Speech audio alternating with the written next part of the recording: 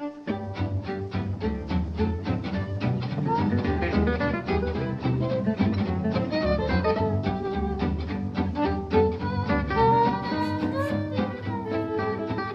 bienvenue. Si vous nous rejoignez, vous avez encore un quart d'heure pour écouter les bons conseils, non pas les bons conseils, les bonnes histoires et les bonnes informations d'Isabelle Martinet. On parlera vacances avec elle, mais on va commencer avec Sylvie.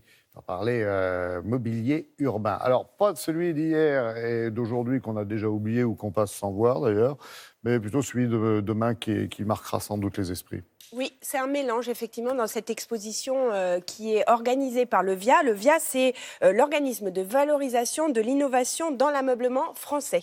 Donc, c'est vraiment un organisme qui va là où on va aller demain, pour le mobilier intérieur, mais aussi pour le mobilier extérieur. Et là... c'est vrai qu'une exposition sur le mobilier urbain, on se dit ah tiens, ça existe, pourquoi? Parce que vous le disiez, on va s'asseoir sur un banc, mais on va pas regarder comment il est fait. On va aller sous une station pour prendre le bus, et on va pas non plus regarder s'il y a une prise pour se connecter. Or maintenant, on travaille là-dessus, notamment sur la connexion à l'extérieur.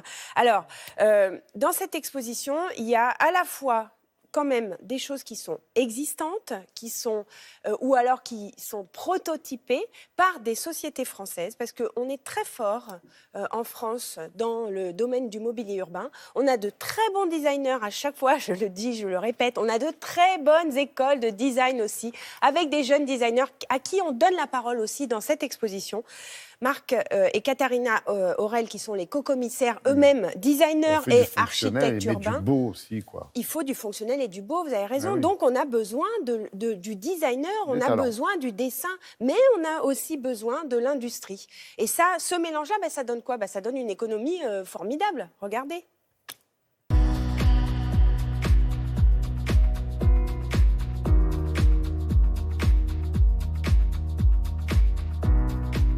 Le VIA et l'ameublement français nous ont sollicité pour gérer cette exposition sur le mobilier urbain. Donc réfléchir avec une dizaine de fabricants français sur la question du mobilier urbain dans la ville de demain. C'est essentiellement de l'innovation d'usage. On a des objets de mobilier pour faire du sport, on a des objets comme celui sur lequel on est assis qui permet de multiples usages. On peut s'allonger, monter dessus, s'asseoir, etc. Même déjeuner dessus, pourquoi pas.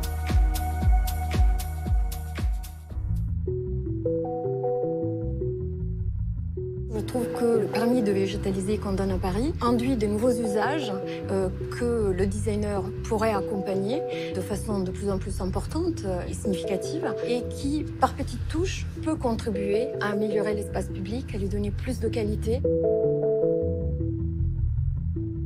Dans l'espace public et dans la production du mobilier urbain, on a 5 matériaux exclusivement pour des questions qu'on peut bien comprendre, de résistance et de tenue dans le temps. Donc on a tout ce qui est métal, bois, verre, béton et pierre. Plus aujourd'hui, que nous avons rajouté depuis quelques années, la céramique. Donc aujourd'hui, on a 6 matériaux qui permettent de composer tout type d'objets pour l'espace urbain et qui résistent à la fois aux agressions des intempéries et aux agressions aussi des utilisateurs. À l'extérieur, il y a un objet qui s'appelle le sémaphore, qui est totalement en céramique technique, qui fonctionne comme une balise urbaine. C'est un point de repère. On peut recharger son téléphone par induction, on peut se connecter à Internet.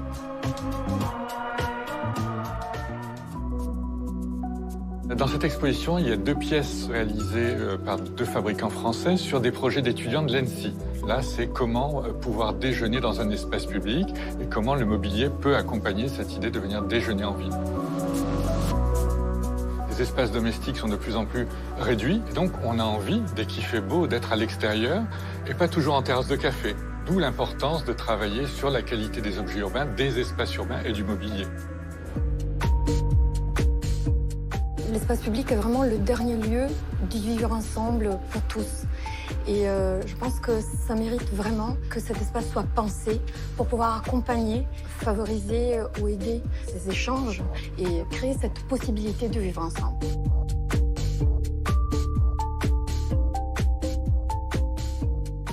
Ah, de très belles réalisations. On peut voir ça où alors? On peut voir ça à la Galerie du Via, c'est dans le 12e à Paris, c'est jusqu'au 29 août. C'est du lundi au vendredi. Attention, c'est pas le week-end parce que c'est un organisme qui ouvre ses portes comme ça pour ce genre d'événement. Et mon petit doigt me dit qu'il y aura du monde parce qu'il y a beaucoup de Français qui s'intéressent. Donnez-moi le chiffre, parce que 8 vous devez le claironner. 8 Français sur 10 souhaitent que leur commune accorde plus d'importance à l'équipement des centres-villes. Ça veut dire que c'est un marché formidable pour les industriels français, qu'il faut le faire fabriquer en France et que nous avons, encore une fois, des designers qui peuvent aider à l'innovation, justement. Les designers, c'est important, on va en parler, les designers. J'en parle très rarement des designers, mais je les adore. Merci Sylvie.